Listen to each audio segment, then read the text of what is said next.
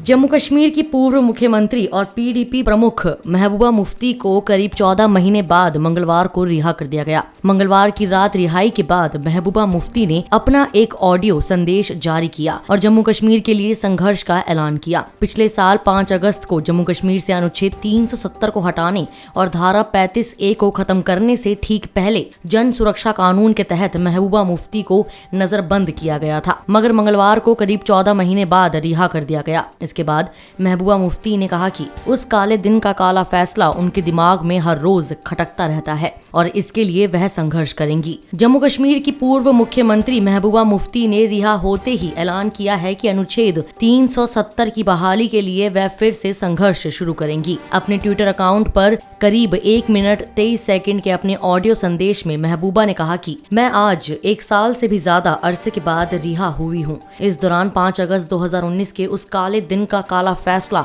हर पल मेरे दिमाग और रूह पर हर पल वार करता रहा। मुझे एहसास है कि यही कैफियत जम्मू कश्मीर के लोगों की रही होगी। हम में से कोई भी शख्स उस दिन की बेइज्जती को भूल नहीं सकता।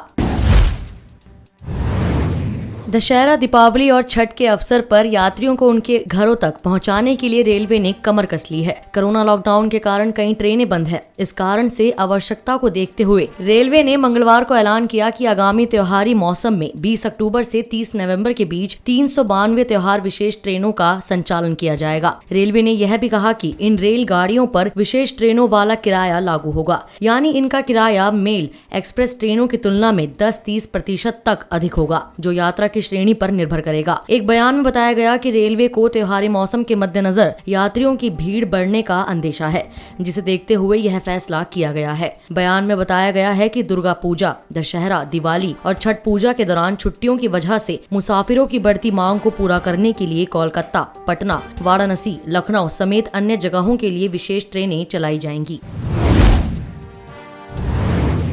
देश में विकसित किए गए कोरोना के 2 टीकों के दूसरे चरण के परीक्षण पूरे हो गए हैं। इन 2 चरणों के परीक्षण के नतीजे नवंबर में आएंगे।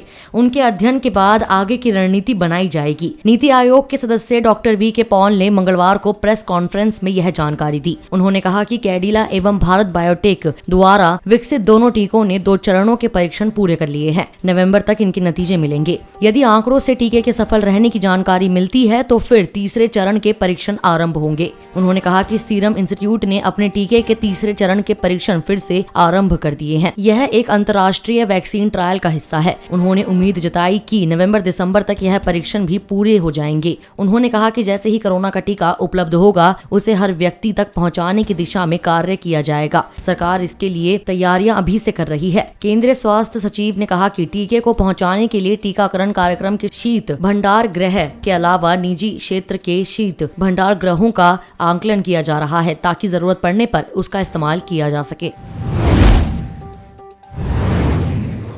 नीट 2020 परीक्षा का विशेष चरण 14 अक्टूबर यानी आज शुरू हो रहा है। इसमें देश भर के छात्र हिस्सा लेने जा रहे हैं। कोरोना वायरस प्रभावित क्षेत्रों के छात्र परीक्षा दे सकेंगे। सुप्रीम कोर्ट ने सोमवार को राष्ट्रीय परीक्षा एजेंसी को कोविड-19 महामारी से प्रभावित छात्रों और निरुद्ध क्षेत्रों के छात्रों के लिए 14 अक्टूबर को नीट परीक्षा का दूसरा चरण आयोजित करने की अनुमति दे दी थी। प्रधान न्यायाधीश एस.ए. बोबडे, न्यायमूर्ति ए.एस. बोपन्ना और न्यायमूर्ति वी. रामा सुब्रमण्यम की पीठ ने सॉलिसिटर जनरल तुषार मेहता द्वारा कोरोना वायरस से उत्पन्न स्थिति के मद्देनजर विशेष परिस्थितियों में यह परीक्षा आयोजित करने का अनुरोध किए जाने पर यह अनुमति प्रदान की। पीठ ने कहा कि उन परिस्थितियों जिनकी वजह से पहले यह परीक्षा स्थगित करनी पड़ी थी और मौजूदा परिस्थितियों को ध्यान में रखते हुए हम नेशनल टेस्टिंग एजेंसी को नीट 2019 के दूसरे चरण का आयोजन कोविड-19 से प्रभावित छात्रों और निरुद्ध क्षेत्र के अभ्यर्थियों के लिए 14 अक्टूबर को आयोजित करने की अनुमति देना उचित समझते हैं।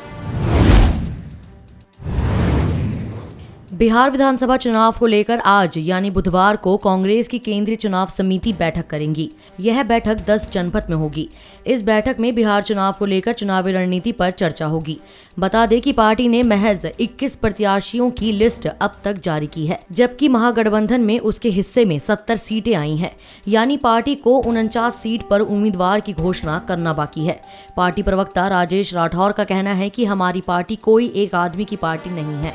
हमारे यहाँ एक प्रक्रिया का पालन होता है। 14 अक्टूबर को पार्टी की केंद्रीय चुनाव समिति की बैठक होगी, जिसके बाद दूसरे और तीसरे चरण के उम्मीदवारों की घोषणा होगी।